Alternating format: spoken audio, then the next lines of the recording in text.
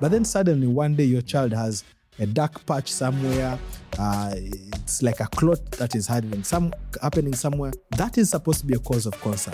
And why I say this is because signs and symptoms of cancers also present as signs and symptoms for malaria, signs and symptoms for bacterial infection, signs and symptoms for typhoid, to name but a few, any other child illness. We are very happy to have multiple sexual partners. Oh, okay. And with the more sexual partners you have, the higher you expose yourself to certain viruses. Hi everyone, welcome to We Need to Talk podcast, a podcast by Gather Now Network, and I'm so glad that you decided to subscribe or switch on today to listen to this conversation. And we're going to be having a conversation about cancer and how you can, understand the premises on how you can deal with, a friend who has cancer, or, you can avoid, predisposing yourself with cancer, if that's, or environments that might bring cancer to you, because everything now these days that we eat, that we do, expose us to cancer. And having this guest today that I call a friend, and also someone who has been able to do a lot for the cancer community in Uganda, Africa, and the world at large. It's a pleasure to have him on the podcast. Moses, welcome to the podcast. Thank you so much, Emon, for having me. I'm glad to finally make it after several years of us missing each other.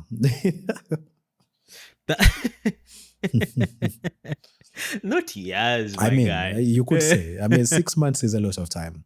6 months is a lot of time. 6 months is that. There's a lot that can happen in 6 months. Yeah, but I'll be honest. I had an intro that I had written down for you. But I kind of feel like it doesn't do justice to read it out for the viewers or for the listeners, to what you have been able to achieve and do for the cancer community. And for the purpose of this conversation, for a person who's just switched on, how do you explain yourself to them if they just seeing you for the first time? Yeah, I think one thing that I always say is a miracle.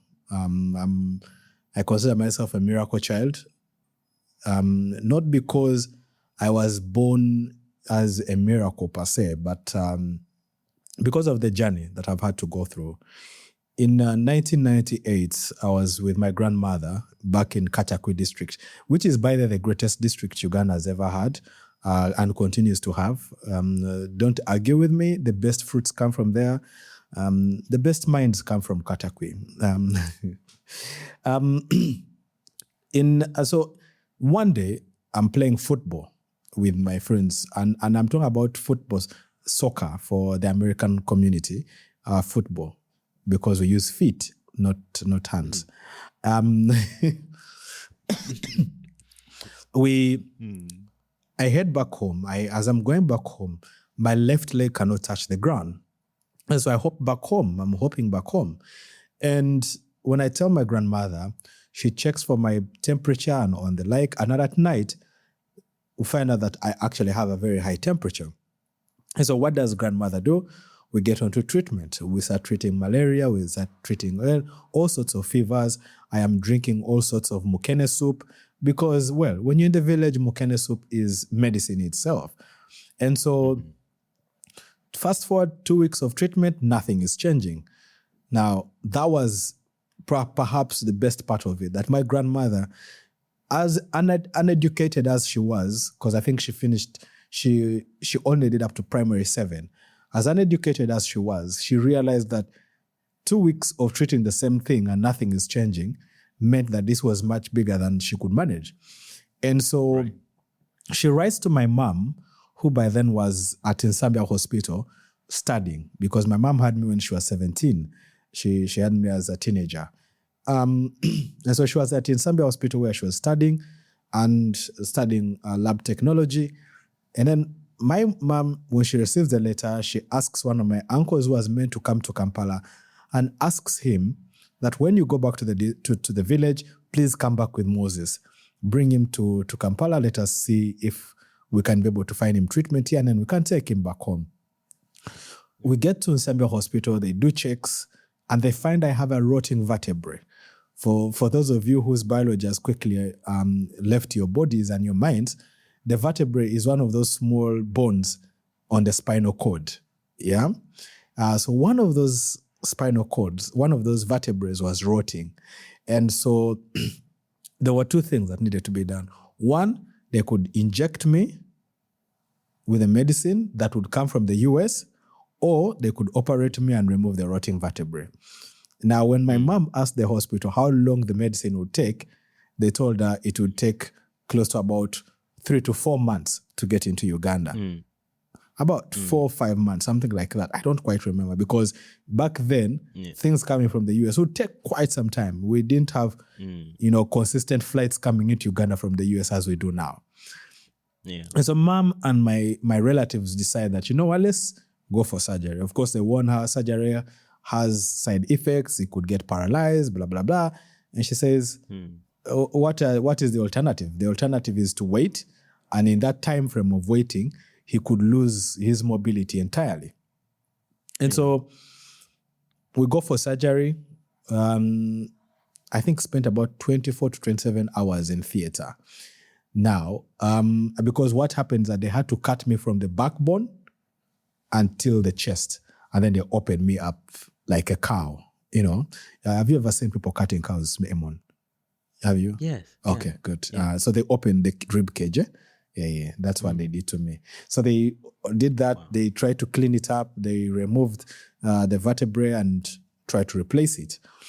I spent, perhaps those are the 2 most painful weeks of my entire life. I was in utter and sheer pain. No painkiller could work, because I had a tube that was still inserted in me from the backbone to draw out any water and pus that was still inside for 2 weeks. After that, after a month of recovery and wounds almost healing, I get into paralysis. I paralyze from the waist downwards to my toes. Now, that first of all scared me. So we will go back to the hospital, and the hospital says, this is one of the things that we expected.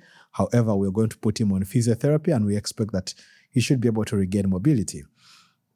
Now, as we're doing physiotherapy to recover from all of that, guess what happens, Amon? Moses' jaws start to swell. Now, when Moses' jaws start to swell, you'll excuse me, I developed cough in the night, I don't know how. So when Moses' jaws start to swell, we go back to Nsambia Hospital and we ask, is this one of the side effects? And they say, no, this should not be one of the side effects. They ran a couple of tests. They discover that it could be something that they are not familiar with, but they knew that Cancer Institute or the cancer ward in Mulago could be able to work on this. So they referred us to the cancer ward in Mulago, where they did checks and they discovered I had Burkitt's lymphoma, which is a very common type of cancer among children in sub-Saharan Africa, especially given that that is where we are most exposed to malaria.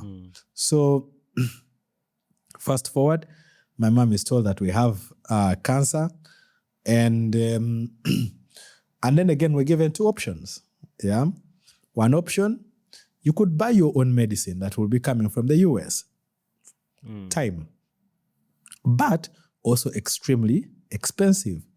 Or number 2, you can sign up to the trial medicine, which was being developed by Dr. Dennis Burkitt. And it was in the final stages of trial, really. I think it was basically clinical trial, if I'm getting their science right. And my mom says, you know what? I don't have that money. I'm a student. Surely, let me just sign him up. Of course, they gave her all the different stories of what could be the repercussions of signing up on a trial medicine, blah, blah, blah, and all the things. And she says, you know what? I don't have medicine.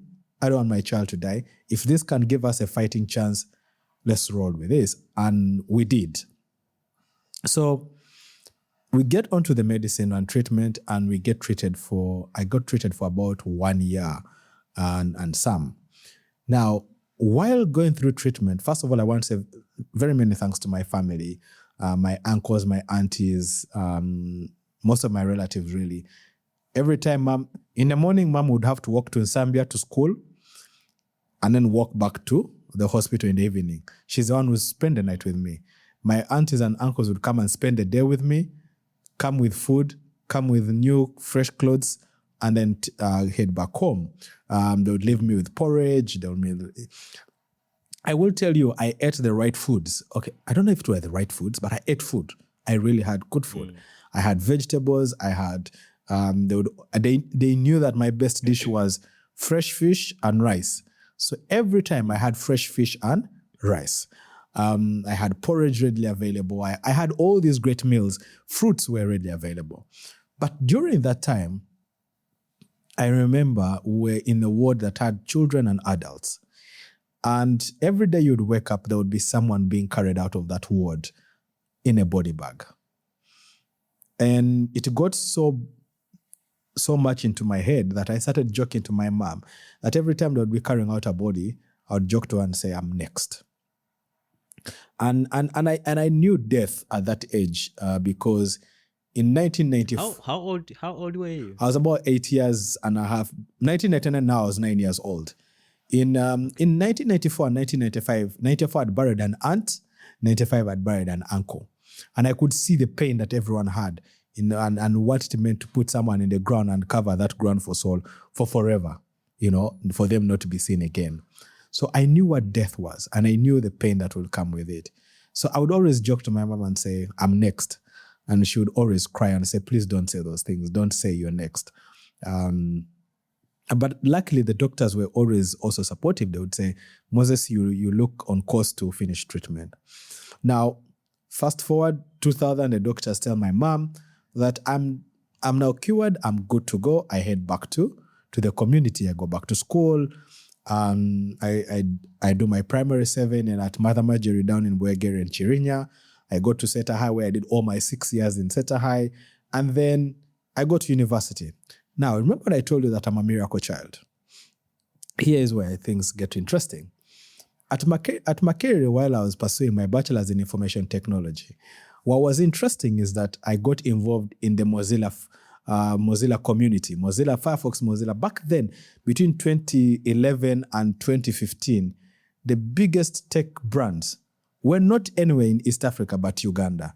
We had Microsoft, we had Google, we had Firefox coming into Uganda, to mention but a few. They were all really coming into Uganda until something happened, I think around 2013, and then they started going to Nairobi. Now I see some of them are now in Rwanda as well. But back to the conversation. During my time with the Mozilla community, so we would always drive across different schools, teaching students in schools how to use computers, how to use Firefox, because we wanted Firefox to be the main browser in Uganda. Now, we were driving from Makerere and we're using the Yusuf Lule Road. Yusuf Lule Road, our car overturns and it rolls on the island. Lucky for us, it did not roll onto the golf course. We got out unharmed. We just went to Garden City. We bought yogurt and chocolates, sat and ate because chocolate and yogurt helps to bring pressure down in instances where you have had shock, So that was the first accident survived. Another time, when Namagunga, and we're driving back to Kampala, along the way, our car again overturns.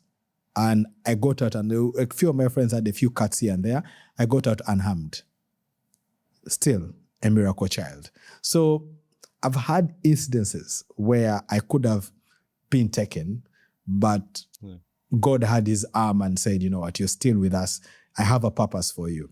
Throughout my life, I've always struggled with what my purpose in life is. Yeah. So in 2015, I go back for my review at the Uganda Cancer Institute and I meet Dr. Jackson Orem. Dr. Jackson Orem says, I treated you. I know your face. You were one of the children that we treated here at the Uganda Cancer Institute. We want you to come and share your story with the community so that people can believe that we can actually treat cancer here in Uganda, but that people need to come early enough. I was with my mother, and guess what her answer was? Her answer was simple. He's going to join you. I was not even given the opportunity to think about it. It was, he's coming. His wife is going to join you. Excuse me.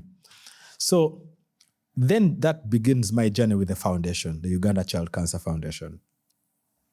But then, before we get into your journey with the foundation, Uganda Child Foundation, there is something that I want you to watch on that tablet of ours. The DOP can share it with you.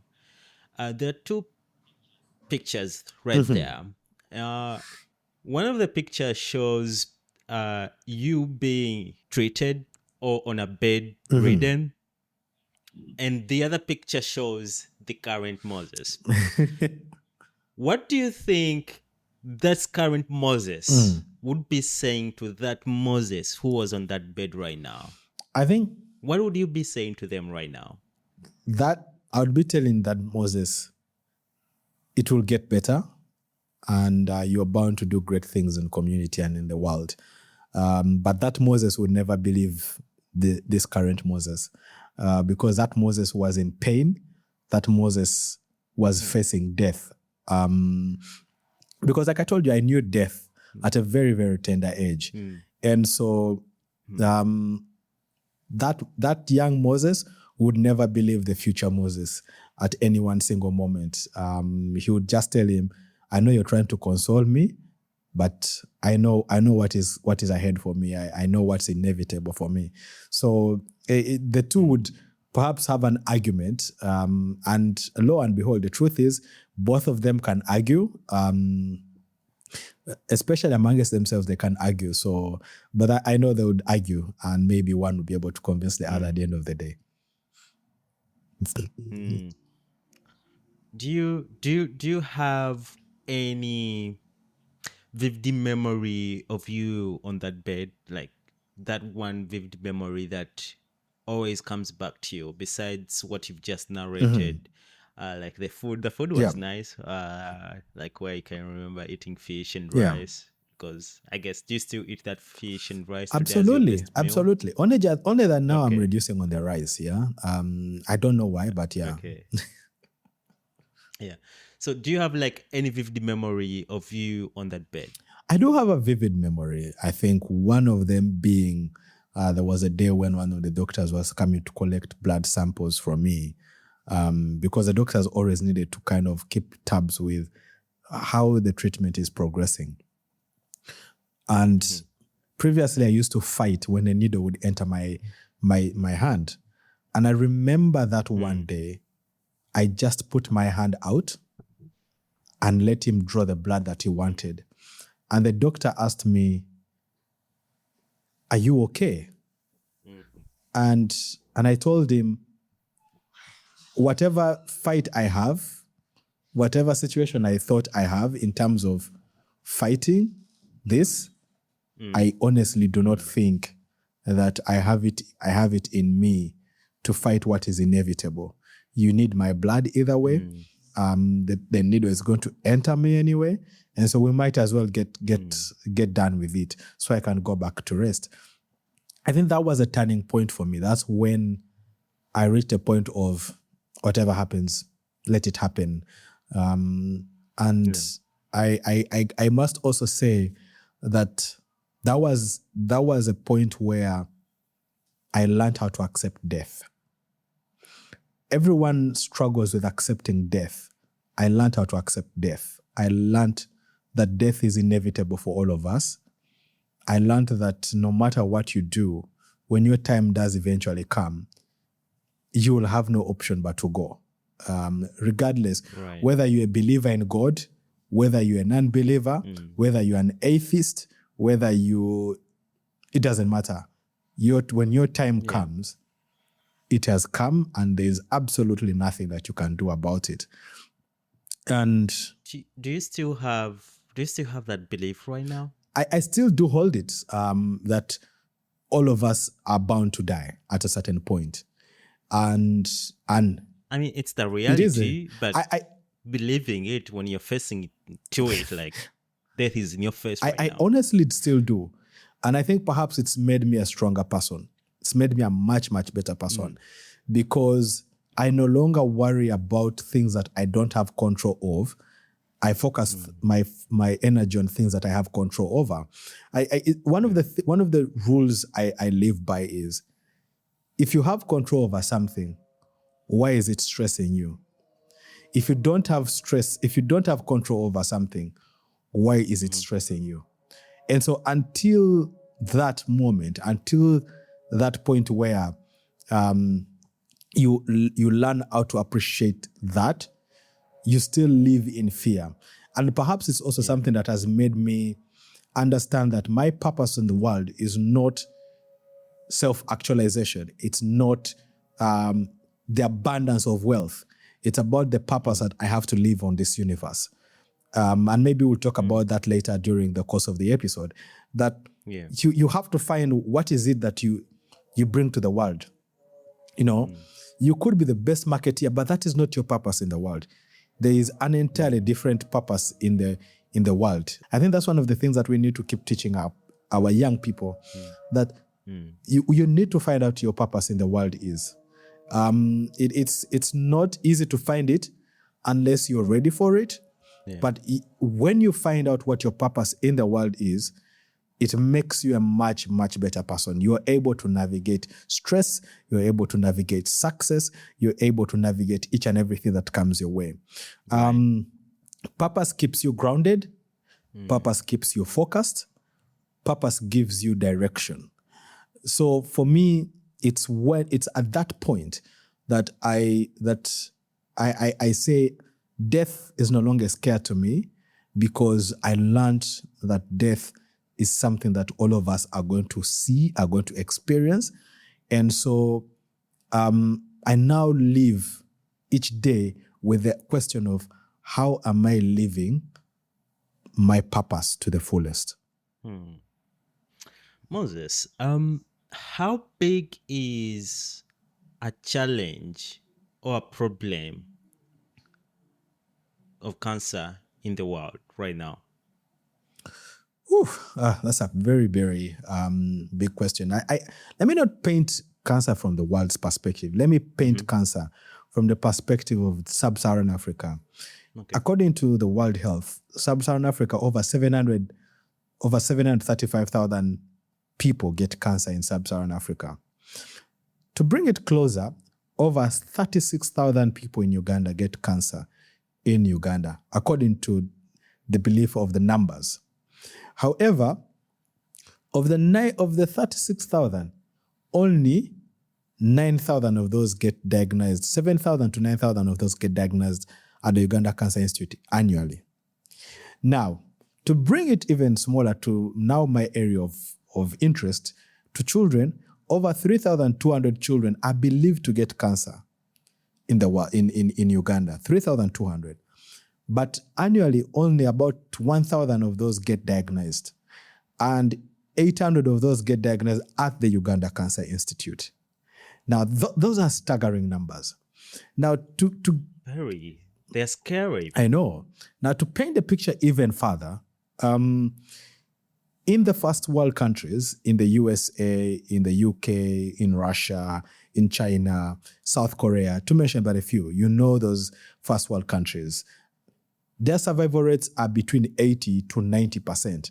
Actually, for them, they are now moving from survival to cure. You see what I mean? Because what's happening is that they are discovering these children's cases at the first stage of the disease. Now, to bring it home, our survival rates now linger between 30 to 40%. See what I mean? So we have a 50% that the first world countries have ahead of us, and we have to catch up. But to give people hope, there are certain cancers among children that have hit the 60% survival rate, have hit even 70% survival rates, but not all cancers. Now, it is very, very challenging to a point that some of these children, when they get into treatment and to care, they will abandon care. They will abandon treatment because the government of Uganda will tell you, we are providing anti-cancer medicines. We are providing most of the treatment needs for children. They're here. Come and use them. But you find that still our families will abandon that treatment. Not because they don't want to be treated, not because they don't want to see their children cured, but because they do not have the socio-economic support that they need. Now, when we talk about socio-economic support, we're talking about things to do with transport. I will tell you that there was a family that there was an old lady who almost abandoned treatment for one of her grandchildren just from Machindye to Mulago. I should say, I do not have transport to bring my child. And when we do the math, that's about 10,000 per day for that grandmother. But imagine she's needed to bring the child to the hospital at least twice or thrice a week to get chemo at the Cancer Institute. She's looking at about 30,000 every week. She's looking at 120,000 every month. And she's thinking about how to feed herself, how to feed this child, how to feed other grandchildren that are at home. Because what happened is that the parents of this child ran away from the child because they thought the child was a curse. Yeah. And so we step in and tell the grandmother, no, don't run. Don't abandon care. Whenever you have to come to the hospital, contact the foundation. The foundation will provide you with transport to make sure that you come to the hospital. Now, I've just painted to you a slight picture of how bad a challenge we have. Nutrition is one of those problems. Nutrition is one of those challenges that our families really, really do struggle with. Accommodation, because many come from very distant areas.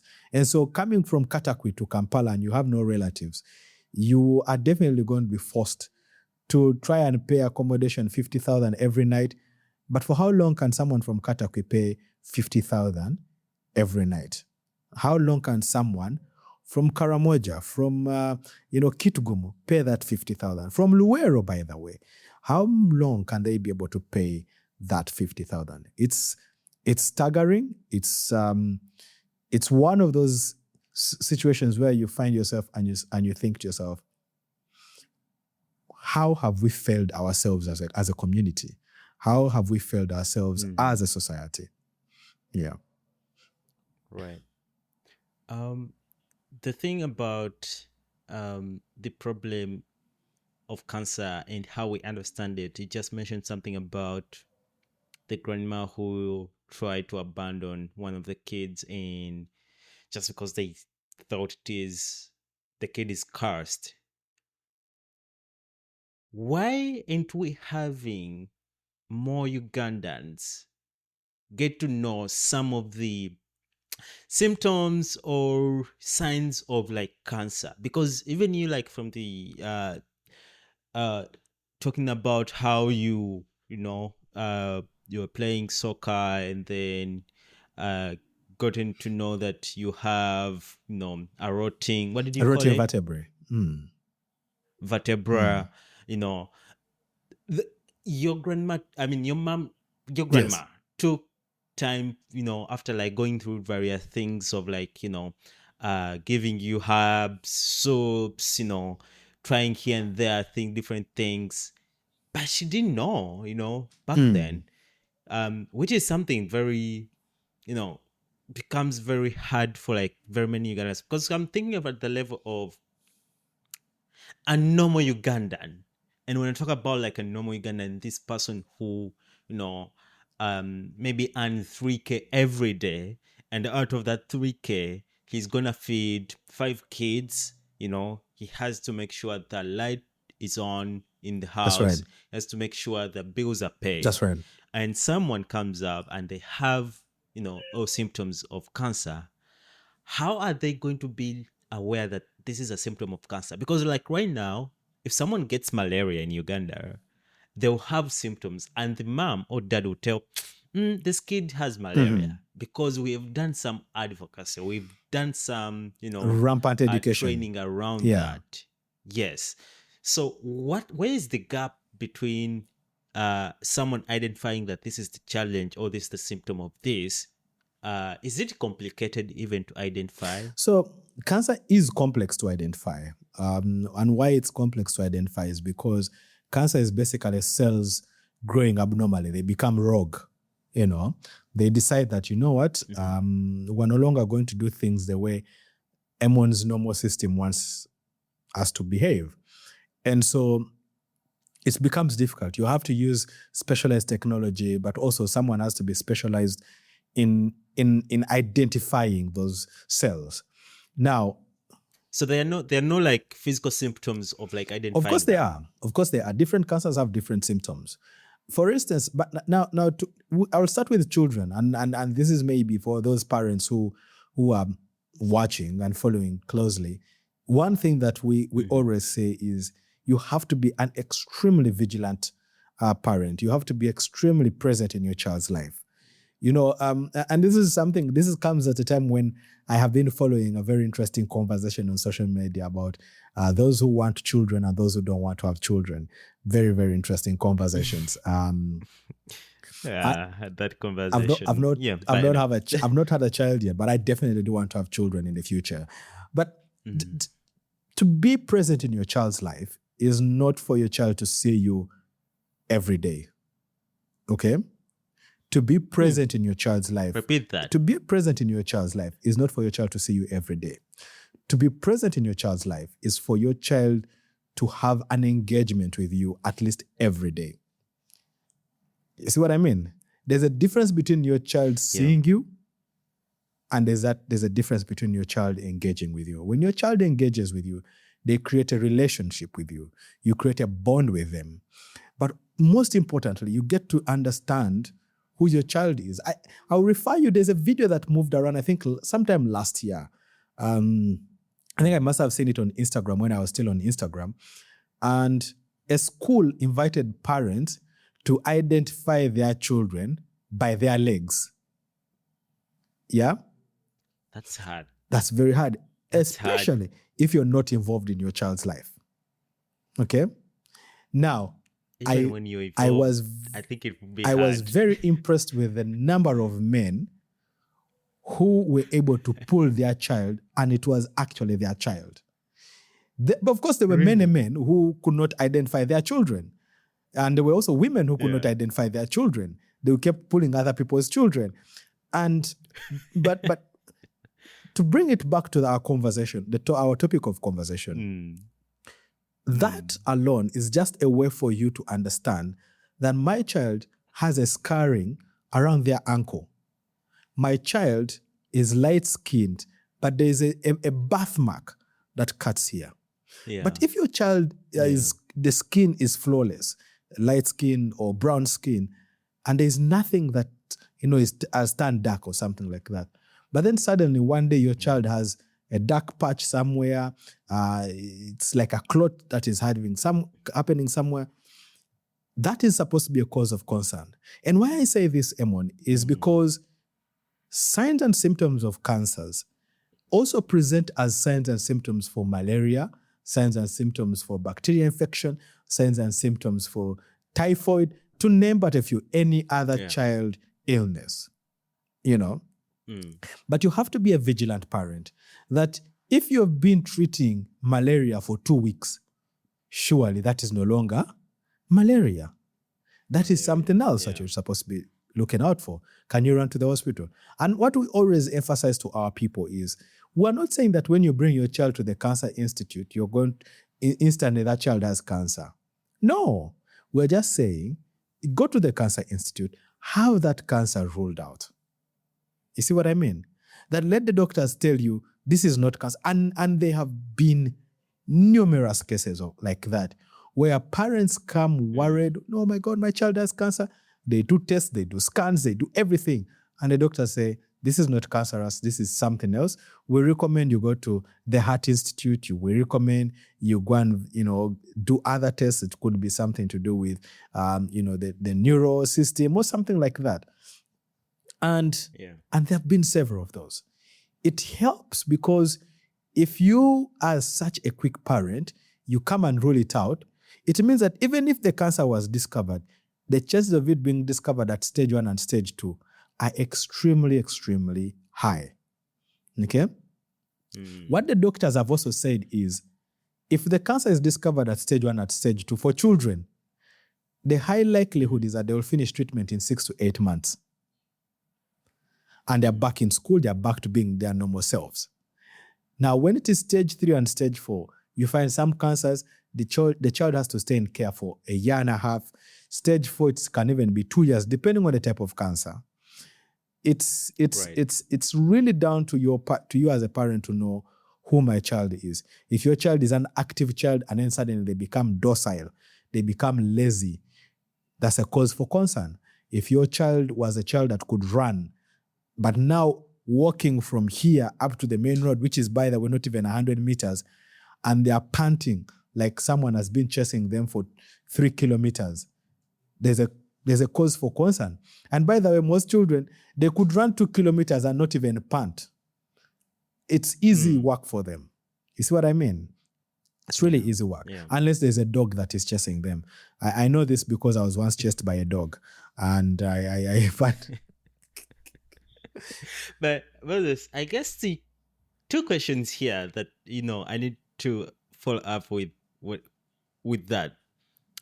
What is causing this cancer to these kids or to any human being? But also, how do I deal with this when it comes to me as a person? That's a very interesting question, Amon. And I want to begin by saying that, one, cancer is really treatable, and especially in Uganda, cancer is very treatable. The technology has gone up. We are now doing bone marrow transplants. Soon there's new technologies that are being unleashed at the Uganda Cancer Institute that will rival the region, but also rival international standards. The doctors are now available. When I was being treated, by the way, I think there were only 2 oncologists in Uganda. Today, as I speak, there are over 15 pediatric oncologists. 15. But do you think that's... It's not enough. Isn't that still It's less? not enough, but there is 15? a growth. You see what I mean? From 2. Now, back to your question, what is causing these cancers?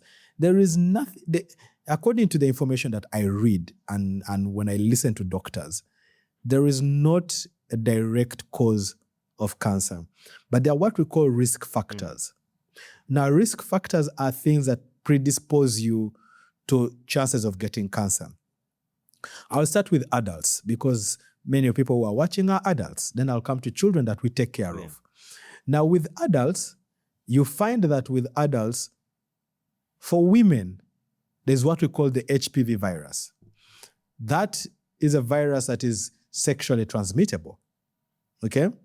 And more often than not, it's found among men. Now, that virus is what causes cancer of the cervix. Not causes, but is what leads to cancer of the cervix. Number 2, and that's HPV virus can also lead to cancer of the throat, cancer of the mouth, cancer of the penis, cancer of the anus, especially if we're talking about the LGBT community. And then when we go to other cancers, you have cancers of the throat, cancers of the esophagus, cancer of the lungs that can be attributed to high exposure to tobacco. Okay, then there are also these cancers that can be attributed to high exposure to alcohol. Now, we've had doctors severally saying, don't drink too much alcohol. Even the Bible talks about it, that don't drink to become foolish. Surely, there is no reason for you to drink a whole crate of beer. You know? What are you trying to prove? That your system is stronger? To who? You're proving it to your fellow drunkards. There is really nothing to prove. The next day, you're waking up with a hangover, you cannot function at work. And then 15 years down the road, you are exposing yourself to certain cancers. But also, there's what we call a change in feeding trends. In the previous years, we used to feed in the early years of our grandparents, they used to eat well. They would eat lots of vegetables. They would eat lots of white meat, but also some red meats in there. Okay, not some, but a lot, because who did not have a cow cat in their farm, and a goat. But what also helped with that generation is that people used to walk. Okay? People used to walk. Now, to go back to the topic that I spoke about, the truth of the matter is this generation has so much sex. And I don't want to say that this is the first. What was that? This generation has too much sex. And it is true. Now, people will deny, but it is a reality. Are you talking about like sex as a gender or sex as an activity? The activity. And the truth of the matter is that we're not the first generation to have too much sex. How is that a bad thing? It's not a bad thing. It's just the controlled way of it. How we are very happy to have multiple sexual partners. Oh, okay. And with the more sexual partners you have, the higher you expose yourself to certain viruses. Now, there is also the hepatitis B virus that exposes one to high chances of getting cancer of the liver. Now, when we talk about alcohol, I've spoken about alcohol, cancer of the colon, cancer of the throat, to mention but a few. But again, exercise. We do not exercise enough. It is very difficult for.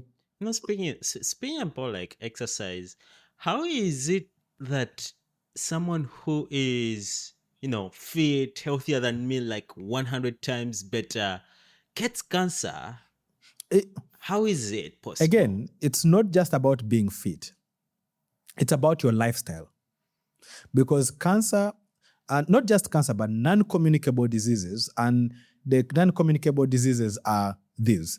There's a number 1, which is cancer. There's number 2, which is diabetes. There's number 3, which is sickle cell. There's number 4, which is rheumatic heart disease. There's number 5, which is there's another one that I've forgotten. Now, there are new cancers, but also obesity is among the non-communicable diseases. Most of those are what you call lifestyle diseases, apart from sickle cell, because sickle cell is more of genetics.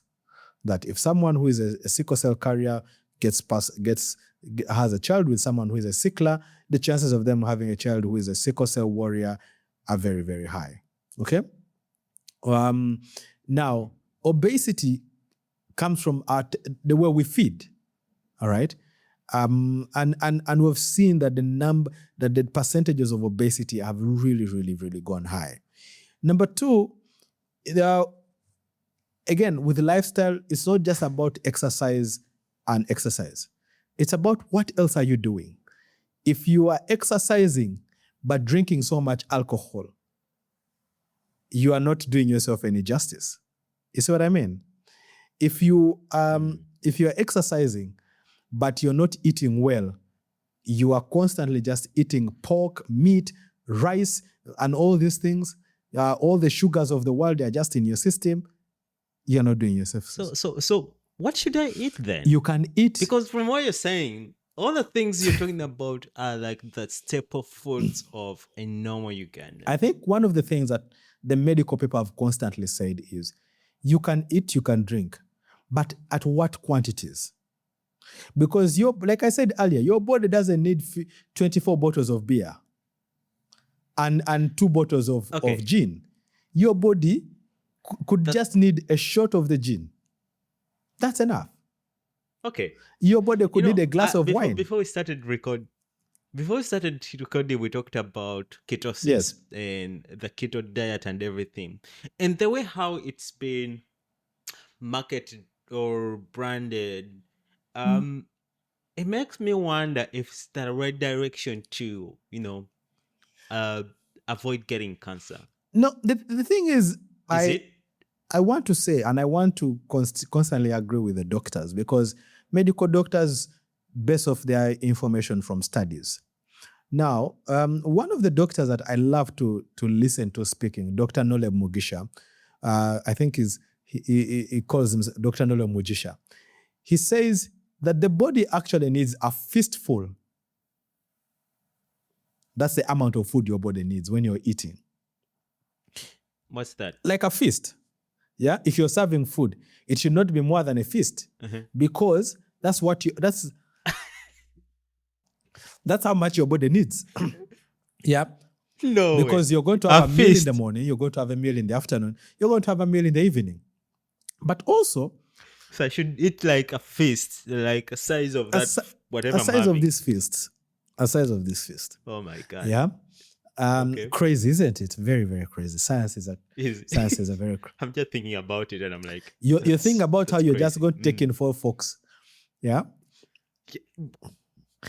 Chop, but Emon, for someone who has been to Paris and you've eaten in some of those fancy restaurants where you pay 300 euros to eat only 4. That's why when I go back home after that, wherever you're eating I am, a whole bowel. I get back to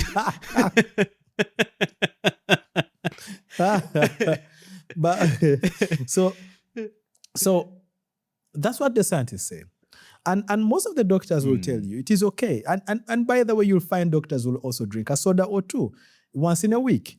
They will drink. Some of them, you'll find them taking a beer or two. But they will tell you, they will always emphasize to you and say, it's about the amounts and quantities, and the quantities that happen. Once you do not have it, once you are not able to have. So Moses, this is gonna be a very tricky question, and it's gonna be quite hard, but I hope you can respond to it. So the role of farms and pharmaceuticals, or hospitals that are providing the cancer help or medication, compared to other campaigns that have been running, like AIDS. You know how like the whole world, we have like AIDS up there, and we're trying to get like medication. At least we've gotten medication from what from the news in every research papers that I've read so far of AIDS.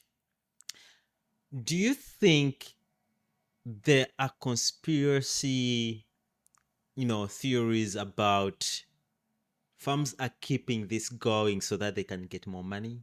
And when I talk about farms, I'm talking about like on a global level, not just Uganda. Even if we can bring it to Uganda, do you think like different pharmaceuticals or different institutions or different hospitals are keeping this cancer thing going just to squeeze more money from people or the community? I think one of the things that I want to kind of talk about here, Emon, is that as Ugandans, we have a privilege, unlike our counterparts across East Africa, that cancer is priority for government. And the beauty is that we get about 80% to 85% of anti-cancer medicines provided by the government of Uganda. And so what that means is that not many people have to spend money to buy those medicines. Of course, there's what we call stock out of medicines. Now, the reality of the matter is that these medicines are extremely, extremely expensive. There are some cancers, just one vial alone can cost up to $500, can cost up to $3,000. I know of a patient who was meant to receive the medicines here in Kampala, and he decided that, listen, me, I can go and get my medicine from Dubai. And they were charging him $3,000 per time he was getting that chemo. $3,000, just the medicines, before you talk about all the other medicines, because cancer treatment is not just one medicine. It's a collection of medicines. There's what we call the pain medicines. There's what we call the supportive medicines. These help your body to, to contain the chemotherapy.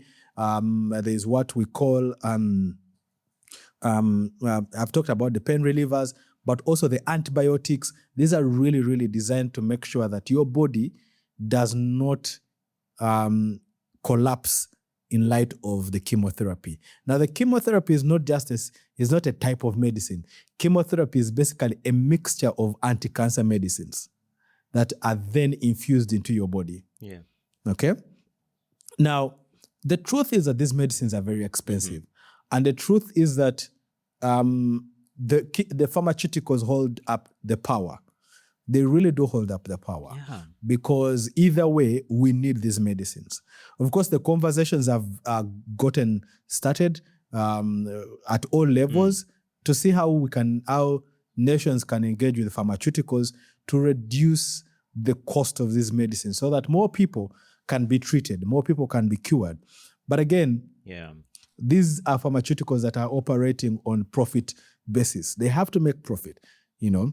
That's the thing. I mean, even when they're like, okay, we might think they are not maybe expensive to produce, but in reality they are.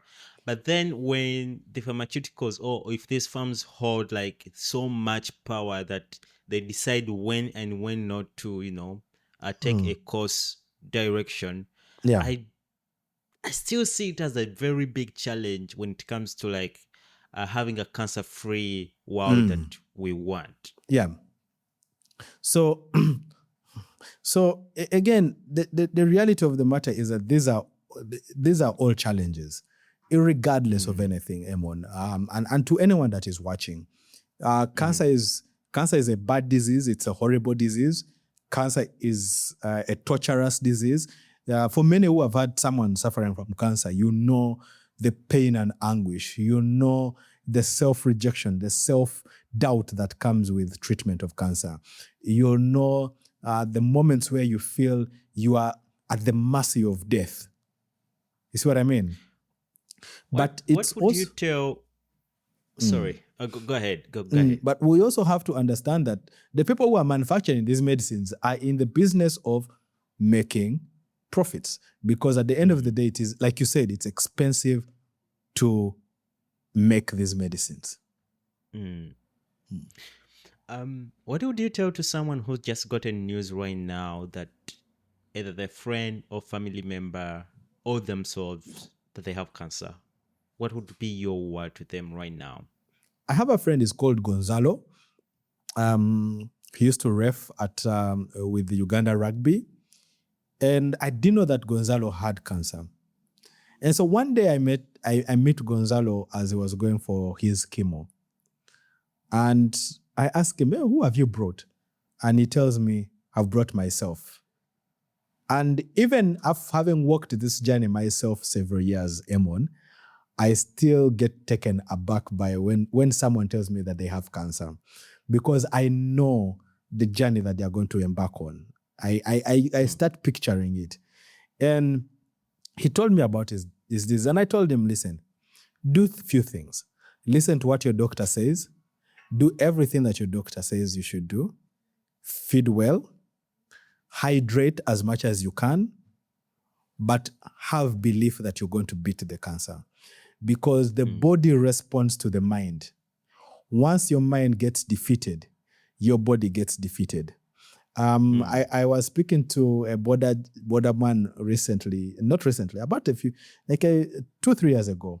And he told me, tukoye nnyo. For those who don't speak Luganda, it loosely translated to, we are very tired. You people who sit in offices, you are very lucky. You just get to sit and be on your computers.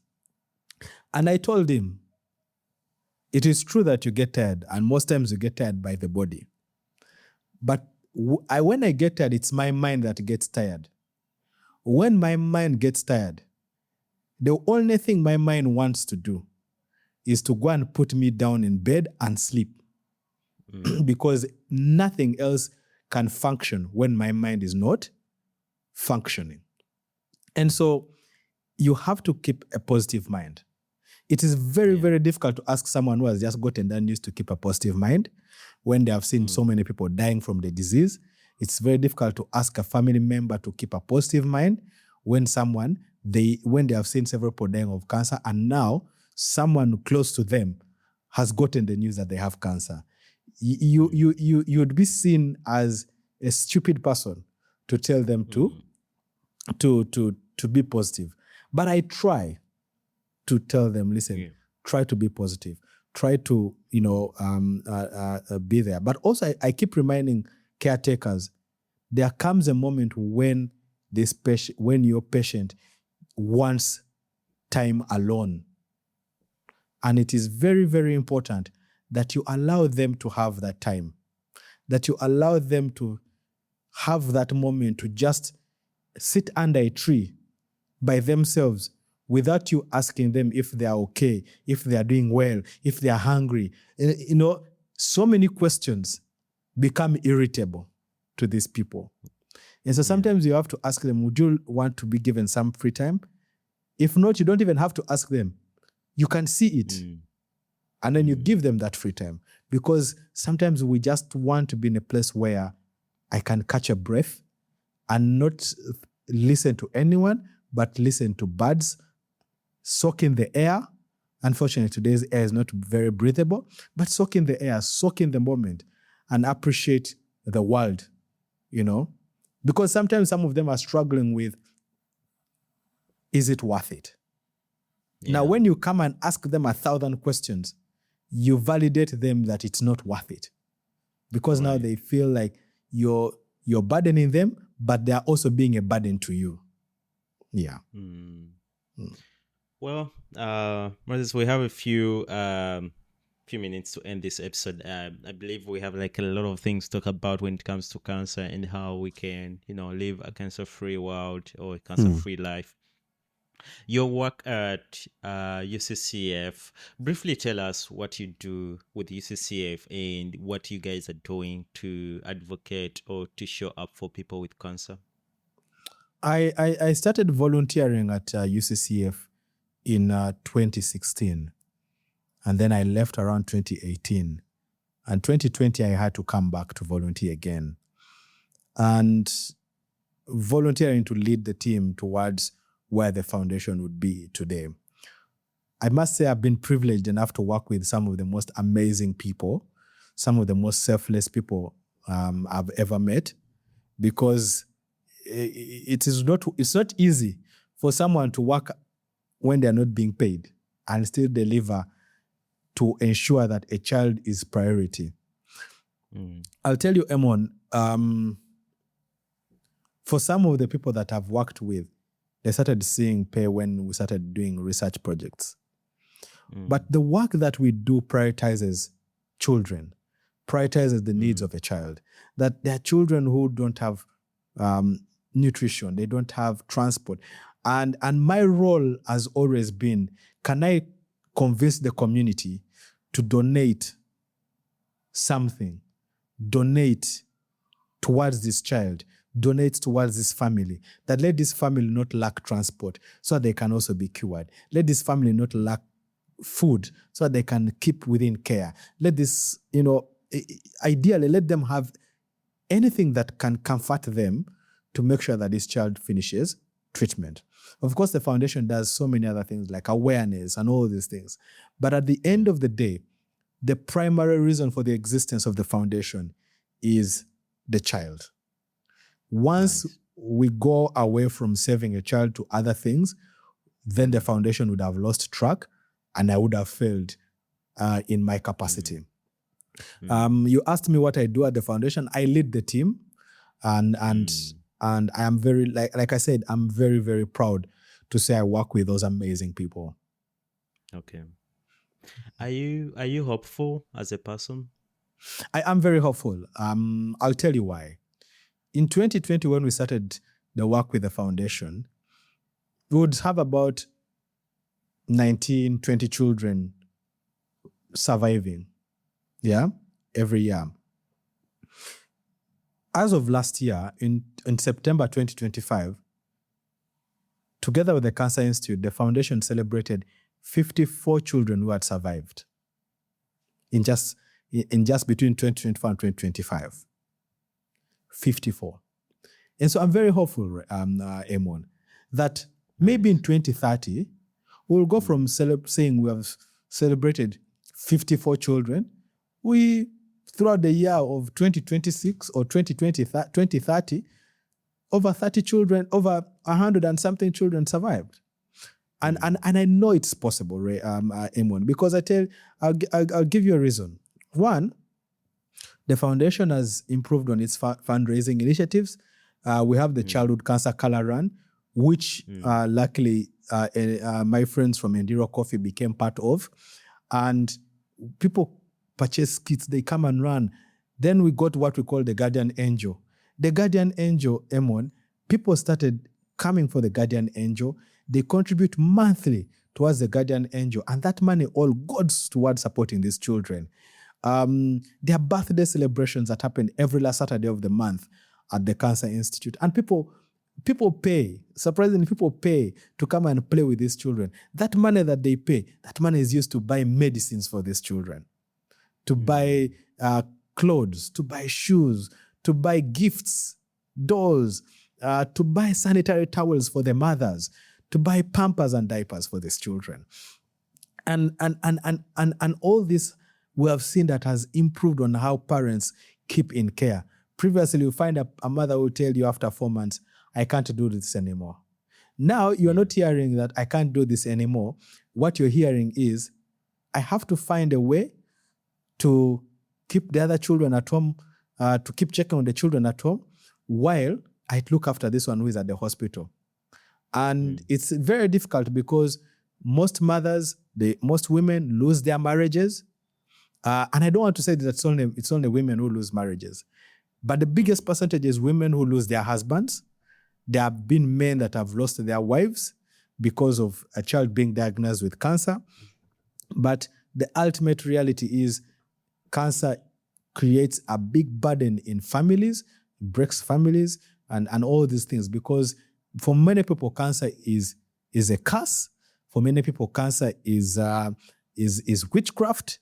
And all those are things that we have to contend with. And I think earlier on you asked, what's the difference between cancer in children and malaria? The difference is that in the early 1990s and 2000s, the government, through partners worldwide, invested so much in creating publicity about malaria and HIV and AIDS. And so everywhere you turned, there was someone talking about malaria, there was someone talking about AIDS, which is not the case with cancer now. But the conversations have begun. Yeah, we need to do that for cancer. Anyway, Moses, I know we're running out of time here. I wish we had like more than, an hour for this episode, or 2 hours, or almost 3 hours to just have a conversation. So we have a norm here whereby a guest leaves you a question, and they're like on their quest of understanding what they're going through, and they need answers.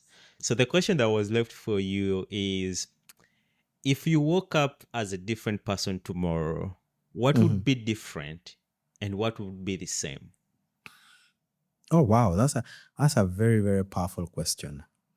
What would be different would be the way I walk. Right now, I walk with a limp. For those who have seen me walking, you know what I'm not about. I think what would be the same would be my kindness. People have told me I'm very kind and generous. I don't know how true that is, but my grandmother taught us as we were growing up that there is no better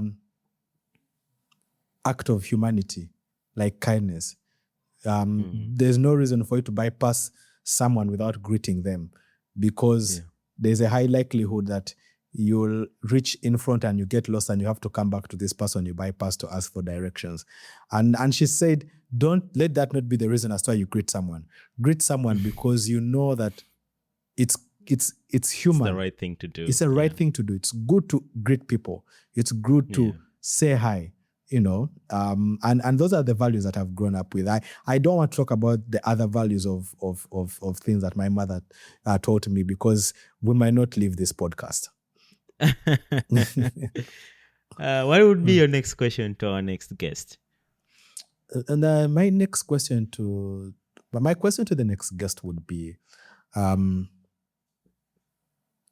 what makes you wake up positive every day?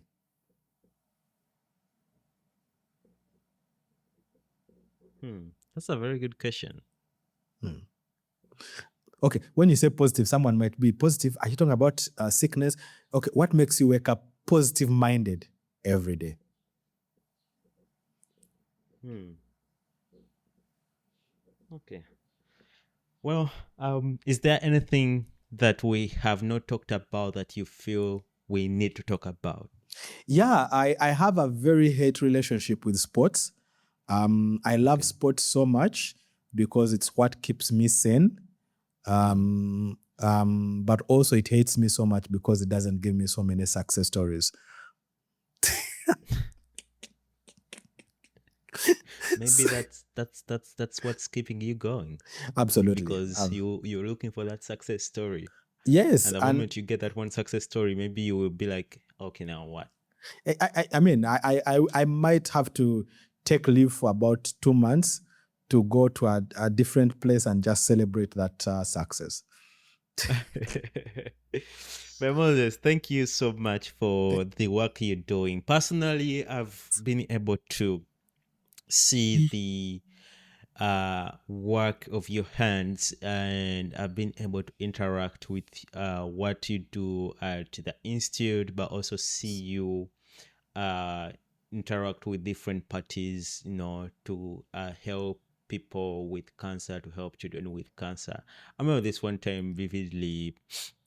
We were having a conversation after the run, Yeah. and one of the kids, came by, and they were from school, and like, okay, this one just survived cancer, this one is Mhm. going through treatment, this one is, and they were very happy kids. To me, Yeah. that like looked like real impact. I like talking about like real impact in terms of like, tangible impact, Yeah. rather than just, theoretical impact whereby people preach but Yeah. then don't show what they're doing. Yeah. And for me, that was like really a vivid moment. And I'm just taking this moment to give you your flowers and your Yeah. entire team Thank at you. UC's, at the Cancer Institute. Thank you for the job you're doing for this world. Thank you for the amazing, impact that you're having into our community. It's very, very, very great um, to have you do such a thing for the Yeah. community. Thank you. Thank you. Thank you. Thank you so much, Emon, for having me. And maybe one day we'll talk about the day I discovered what my purpose in life is. But Yeah, thank you so much for those kind definitely. words and I'm, for the I'm, I'm, I'm flowers. definitely, I'm definitely going to have you. Uh, how can I say it? I'm going to talk to the team to slot another time for us to have a conversation, just specifically, not maybe about cancer, and we can Mm, have like a whole exploration, basically about life. yeah. Yeah, that's true. I mean, we had a very interesting conversation before the recording. So, yeah. You Mm. you make people want to watch now that conversation that's not there. And maybe someday we'll have that conversation for them. Absolutely. Yeah. Oh, thank you for coming through. Thank you so much, Emon, and God bless you. Thank you. And for you who's been watching, thank you for watching We Need to Talk podcast on Gather Now Network. We urge you to subscribe to both channels, because that's the one wholesome support that you would show us to continue bringing such guests on the podcast, but also to help us push the channel into different places so that the algorithm picks it. So your subscription means a lot. So if you have not subscribed and you've been watching this episode, please pause this, go subscribe, and then come back and watch the rest of the videos. Just click right here. This is the playlist for most of our podcasts, and then you enjoy them. For now, I will leave you, and until we need to talk more,